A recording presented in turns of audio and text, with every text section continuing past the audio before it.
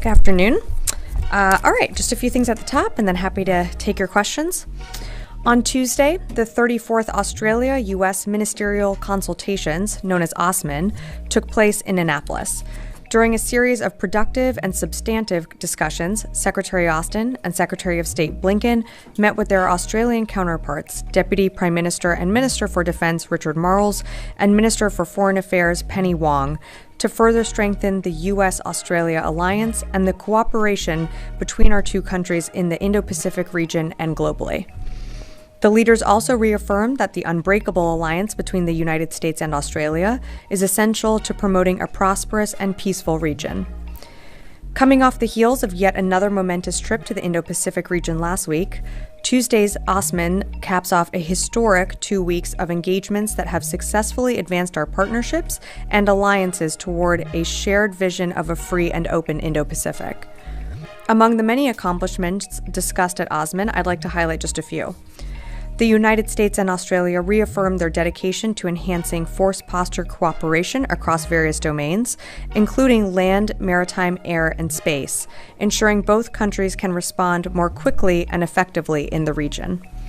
Both nations also announced significant progress on co-production and co-development activities that will strengthen our advanced capabilities, bolster the resilience of our respective defense industrial bases, and ensure we're prepared to respond to regional challenges for decades to come.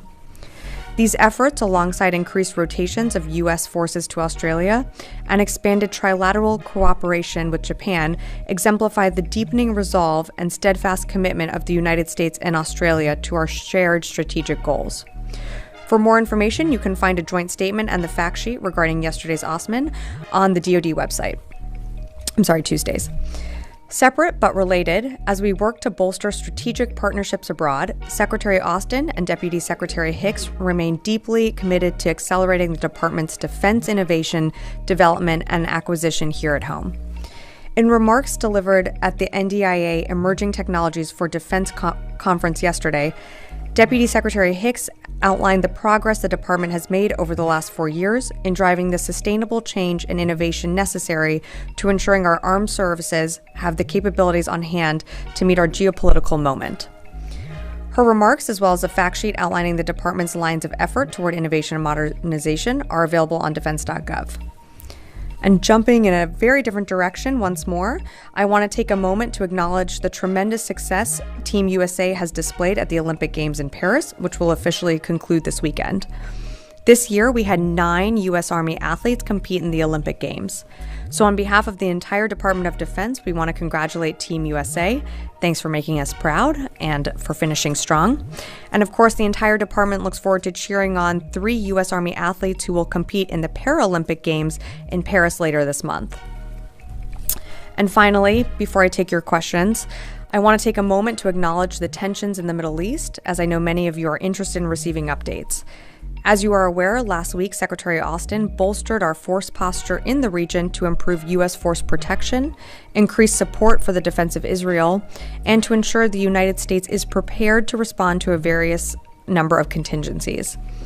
The Secretary and the Department remain intently focused on de-escalating tensions in the region and pushing for a ceasefire as part of the hostage deal to end the war in Gaza. And with that, I'd be happy to take your questions. Tara, would you like to start us off? Sure. Hi, Sabrina.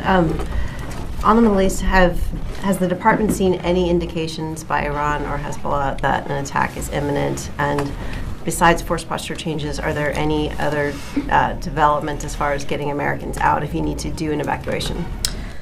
So in terms of the imminence of any attack, look, I can't really speak to that. I certainly wouldn't speak to any intelligence. We've, of course, seen the public messaging that has come out, whether it be from Hezbollah or from Iran. And that's why the secretary made the decision that he did to bolster our force posture in the region. And of course, our commitment to the defense of Israel remains ironclad.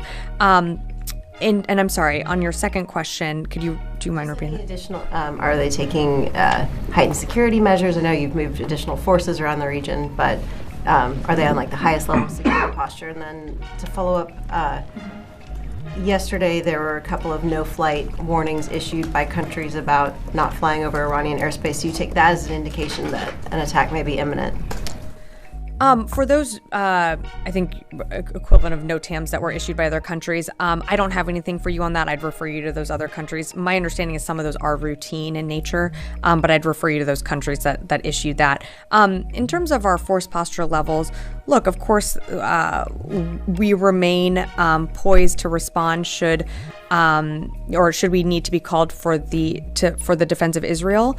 I think also in your question you had mentioned any planning for evacuation, and again, we're a planning organization. It's something that is a capability that of course we have, but right now our main focus is making sure that we're postured to make sure that our forces are protected. We're postured to come to the defense of Israel should we need to. But what we really want to see is tensions de-escalate. And you saw the secretary speak to that at his press conference on Tuesday, the need for this hostage deal to go forward, or the ceasefire deal to go forward so we can get hostages home. That's really our focus, and that's what we want to see moving forward. Liz. Thanks. On the attack at al-Assad earlier this week, how many U.S. service members were injured total? I believe we got 7 service members and contractors were injured, but has that number gone up since? And how many have returned to duty? How many are still seeking treatment? Yeah, no, thanks, Liz, for the question. So initially, our assessment was that it was 7 personnel that were injured. That was our initial report. It is actually 5 service members that were injured in the attack. After conducting a post-strike analysis, we determined that 4 service members and 1 contractor was actually injured in the attack. The other 2 received, very minor injuries and returned to duty right away. And again, it was 2 personnel initially thought to have been injured during the attack, but were screened by medics, and after that attack were immediately returned to duty. In terms of the status of the other personnel, 3 of the 5 injured personnel have been transferred to Landstuhl Regional Medical Center in Germany for additional treatment. The remaining personnel, the one service member and contractor, have returned to duty and are in the region. And can you explain what exactly happened? Was it 2 rockets that impacted the base, or how was this able to get past the U.S. protective? Yeah, thanks for the question. So it was 2 rockets launched by what we believe to be an Iranian-backed Shia militia group that impacted Al-Assad Air Base in Iraq. There was a 3rd rocket that was intercepted before it impacted the base. In terms of how these rockets got through, look, that's something that CENTCOM's going to review and is reviewing right now. We want to make sure that this doesn't happen again. And so CENTCOM is going to adjust and take the proper measures needed to protect our forces in the region. But I don't have more to share right now. Idris. Can you provide us an update on Ukraine's incursion into Kursk? Is that consistent with, is that consistent with the United States' sort of understanding of what Ukraine can and cannot do with U.S. weapons? Thanks for the question. So yes, it is. It is consistent with our policy, and we have supported Ukraine from the very beginning to defend themselves against attacks that are coming across the border and for the need for crossfires. So they are taking actions to protect themselves from attacks that are coming from a region that are within the U.S. policy of where they can operate, our weapons, our systems, our capabilities. In terms of this actual operation that's ongoing in the Kursk region that you've referenced, I'd refer you to the Ukrainians to speak more to that.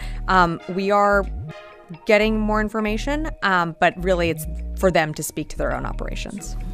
So is the policy then essentially wherever they see an attack emanating from or grouping of troops? So could that include like Moscow as well, if they saw some sort of preparation for them to then go into Moscow? Is that?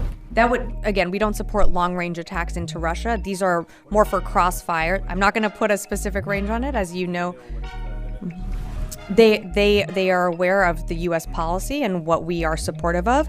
I think from the very beginning, we are supportive of Ukraine and their success on the battlefield. But as the dynamics have shifted on the battlefield, they've been able to actually push the Russians back further into Russian territory. But as they see attacks coming across the border, they have to be able to have the capabilities to respond. And so you're seeing some of these cross-border counterfire measures that they're being able to take that are near the border of Ukraine. We don't support long-range attacks into Ukraine. We've said that from the very beginning. I'm not going to draw, a circular map here for you of where they can and can't strike, but we've been very clear with the Ukrainians. Janie.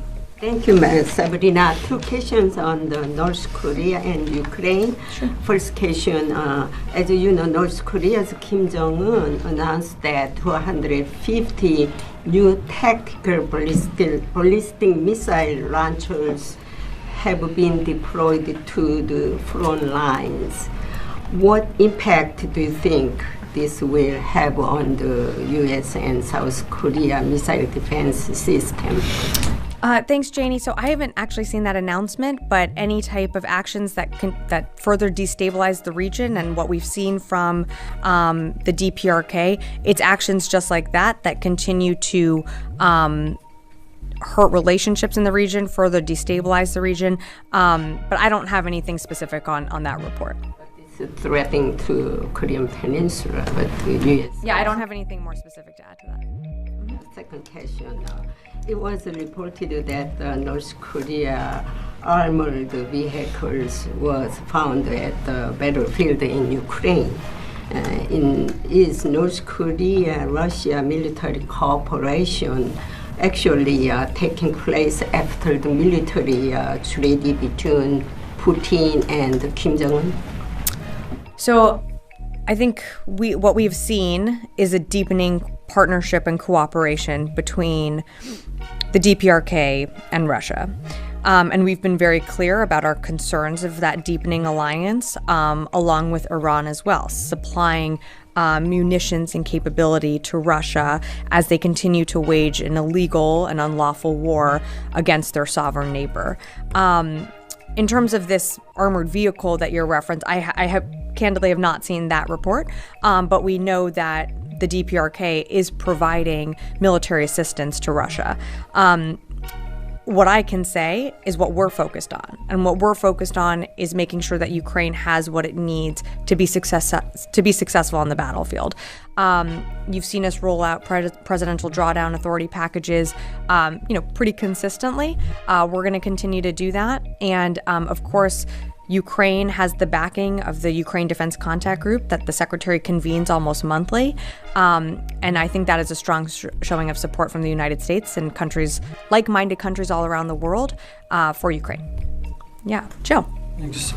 Back to Liz's question. Sure. On that strike or attack, so the Secretary said, I think a couple of days ago that no attacks, or the U.S. won't accept any attacks on its personnel in the region.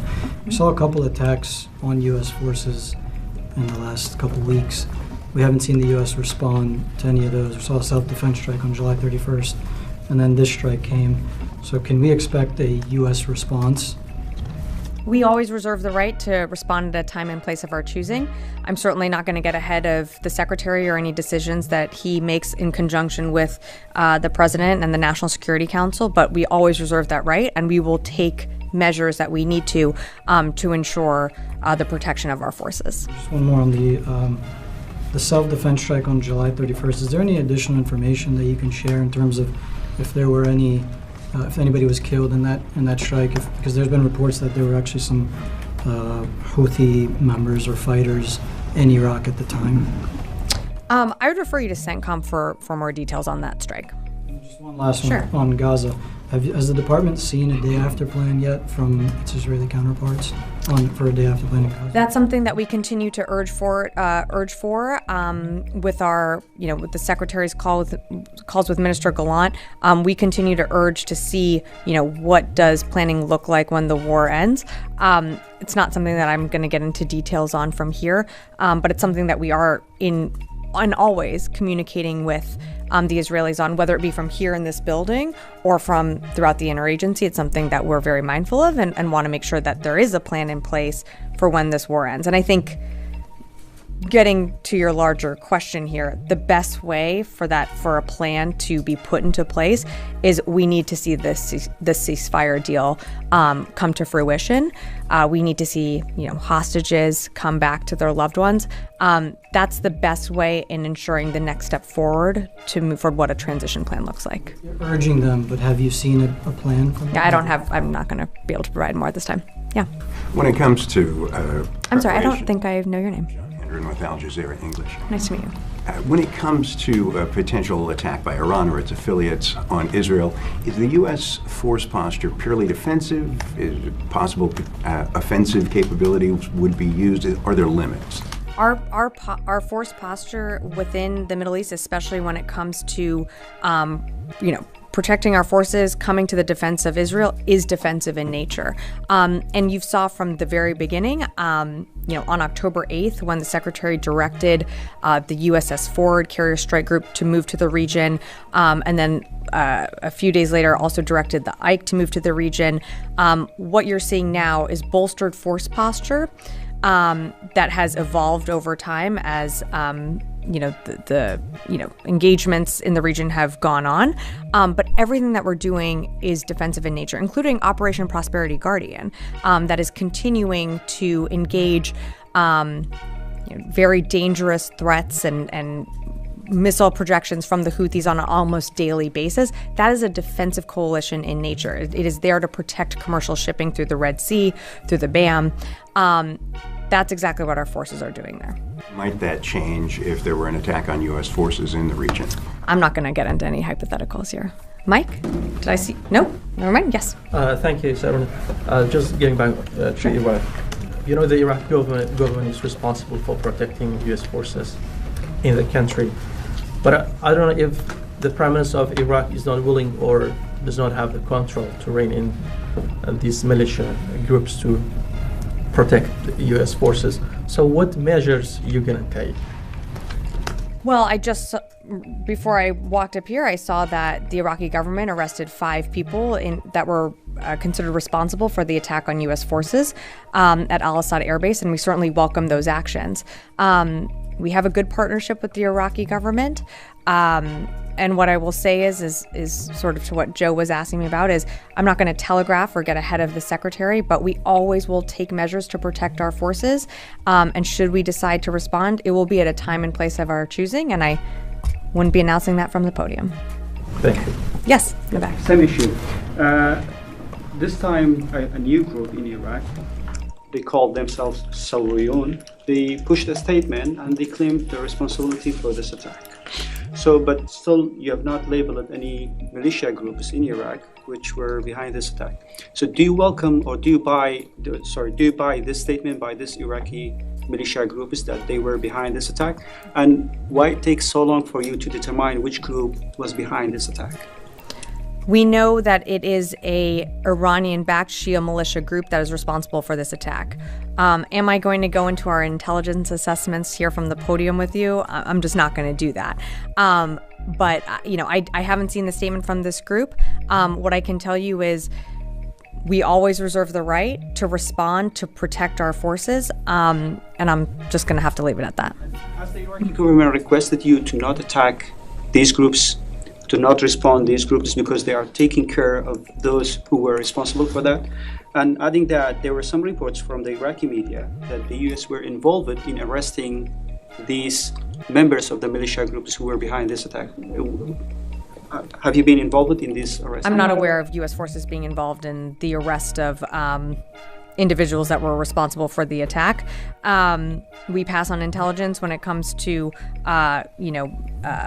we're always coordinating with the Iraqi government, and of course, in close coordination when it comes to an attack on U.S. forces and making sure that the Iraqi government is aware that, and we've said this both publicly and privately in our conversations, that we will always do what we need to do to protect our forces. And if that means a response, we will take it. But I have nothing to telegraph for you from here, and just not going to get into any other intel. Requested you to not respond to this attack because they are taking care of this issue? I don't have anything for you on that, and I don't have any calls to read out. I'm going to come back in the room, but I'm just going to go to the phone before I forget. Jeff Shogel, Task and Purpose. Thank you. Have there been any more attacks on U.S. troops in Iraq and Syria since the al-Assad attack? And the foiled attack on Taylor Swift concerts, does DoD know, was that planned by ISIS leadership in Syria, or is it proof that low-level haters gotta hate? All right. Well, thanks, Jeff, for the question. In terms of any attacks on U.S. forces or any additional attacks on U.S. forces since the initial attack at Al-Assad Air Base, I'm not aware of any. But I'd refer you to CENTCOM for any more details. In terms of the thwarted ISIS plot on the Taylor Swift concerts in Vienna, I think we know all too well the threat of ISIS, and we will always do what we need with our partners and allies in passing on whether it be intelligence or any support when it comes to ISIS or any threats that our partners or allies might face anywhere in the world. I don't have more for you other than that, but thanks for the question. Last question from the phone, Chris Gordon, Air and Space. Thanks, Sabrina. On the additional forces in the Middle East, the statement last week, your statement said DoD is also taking steps to increase our readiness to deploy additional land-based ballistic missile defense. Could you clarify what that means? Is the U.S. deploying more ground-based ballistic missile defense to the region? I'm not asking what systems or where. It's just a yes, no. Yeah, thanks, Chris. So that was referring to additional units that have been placed on PTDO orders, but none that have deployed to the region at this time. Matt. Thanks, Sabrina. Can you give us an update on any of those force posture augmentations announced for the Middle East? CENTCOM announced F-22s arriving. Do you have any updates on any vessels, air defense, or other aircraft arriving in the region? I think that's our biggest announcement to make. I think you saw, as you mentioned, CENTCOM announcing that additional F-22s have landed in the region and are there to augment the forces that are already there with the TR that's already in the CENTCOM AOR. And then, of course, you have additional destroyers and cruisers moving closer to Israel to help with the defense of Israel, should it come to that. But it's really the F-22s that CENTCOM announced earlier this morning. Okay. Do you anticipate more arriving in coming days, or do you have any timeline you can give us? I don't have anything more additional or timelines to announce at this time. Yes, Brad. Yeah, thanks. So just on the Ukraine attacks into Russia, are you concerned that Russia will escalate tensions over this attack, including with the U.S., nuclear threats, anything like that? No, because at the end of the day, Ukraine is fighting for its sovereign territory that its neighbor invaded. So if we want to de-escalate tensions, as we've said from the beginning, the best way to do that is Putin can make that decision today to withdraw troops from Ukraine. Ukraine is going to do everything it can to continue to take back its sovereign territory, and that's what we're seeing they're doing in this what you're referring to in this Kursk Oblast. We're going to continue to support Ukraine with the capabilities and the systems that they need. We don't feel like this is escalatory in any way. Ukraine is doing what it needs to do to be successful on the battlefield.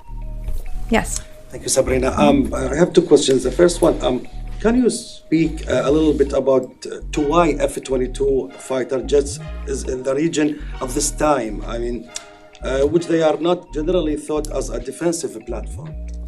Actually, they can be a very invaluable defensive platform. They add a maneuverability, additional systems that allow the commander to have more versatile options. And I think it sends a very clear signal to the region that we want to see tensions de-escalate. And it sends a really, I think, powerful message of deterrence. Second question, regarding to the call between Secretary Austin and his Egyptian counterpart today. Does the Secretary Austin believe that the U.S. allies in the region will help this time the U.S. Like what they did in April regarding to the Iranian attack? Do you have any assurance from them that they will do that like what they did in April? So I appreciate the question, but of course, just not going to go down this hypothetical route of what could happen. I think, we have a great, strong partnership with Egypt. You saw the readout of the call, which I'm sorry, I should have mentioned, that a readout is available on defense.gov. I just don't have more to add, other than I would say that I would let other allies and partners in the region speak for themselves. Yeah, of course. No. There was a story yesterday about U.S. responses to Houthi attacks and then the defensive strikes that have taken place in the last 10 months that listed very specific numbers of munitions that the U.S. has used. Are you familiar with whether those are accurate? I don't know the story that you're referencing, and I wouldn't comment on any specifics at this point. Yeah. Mm-hmm. Thank you, Sabrina. As the situation in Venezuela evolves, is the DoD supplying options to policymakers? In terms of what?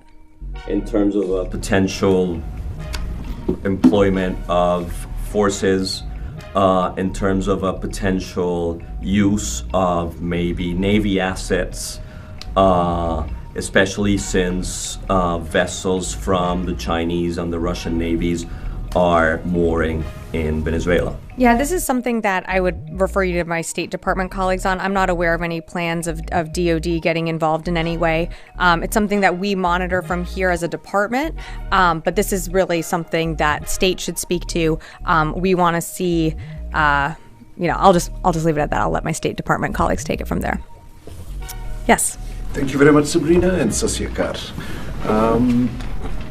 Last week, your colleagues at the State Department, I asked them whether the Taliban regime in Afghanistan are a terrorist organization or not.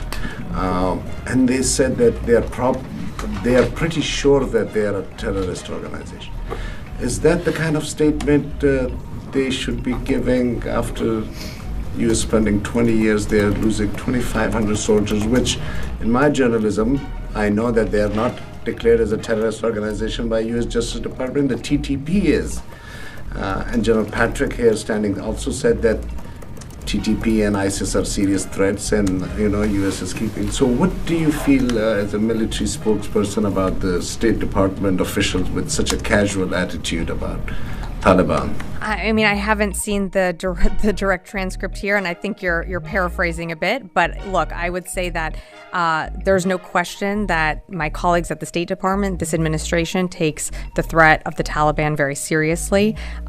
We know intimately the pain and suffering they've inflicted on the people in their own country. I don't have anything more to offer other than to say that I don't think it was meant to be considered a flippant comment by them. I'd certainly refer you to them for more, but this administration knows deeply the pain that they've inflicted. Thank you very much. And one last question. Jerusalem Post yesterday reported that Pakistan might give Shaheen 3 cruise ballistic missile to Iran in case of intense, if something more crazy happens between Iran and Israel. Is Pentagon taking this serious? I mean, because there's obviously conflict. Pakistan Foreign Office issued a statement once, they put the name of Israel there. A few hours later, they removed the name of Israel there. The Senate passed a resolution condemning Israel. And now Jerusalem Post has reported this. Is the U.S. at all concerned that maybe if some different regime like Imran Khan comes, who is obviously criticizing Israel from sitting in jail, what is Pentagon looking at? Yeah, I don't have a response to it because I haven't seen the report. And sorry, I'm just going to have to leave it at that. Charlie. Thank you.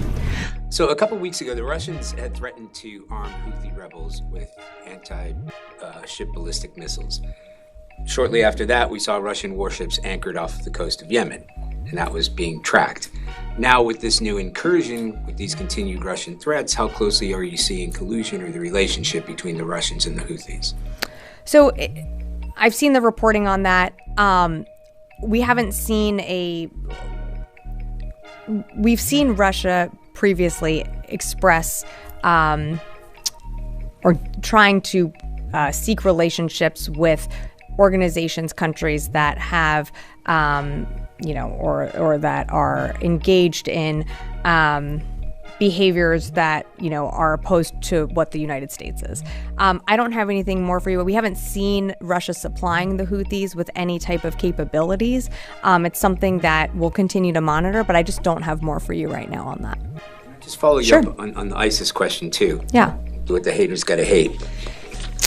Yeah, please do. Well, not for that particular part, but... Do you have any more Taylor Swift references that you want me to respond to? I'm afraid not. Okay. The question was, and I wanted to drill down a little bit closer into that, would you have seen if this was a more serious level of ISIS coordination? Was there, in terms of the intelligence, in terms of our U.S. forces in that region, that this is something more than a couple of radicalized, self-radicalized individuals? Well, thanks for the question. I'll reiterate that what I said to Jeff is that we know all too well the threat of ISIS. And in terms of this specific threat that impacted concerts in Vienna, I'm just not going to be able to speak more to that intelligence right now. But it is something that the intelligence community continues to as always, monitor. We've seen ISIS pose threats, whether it be in Europe, in Asia, and in Africa. It is something that we are deeply, deeply concerned about.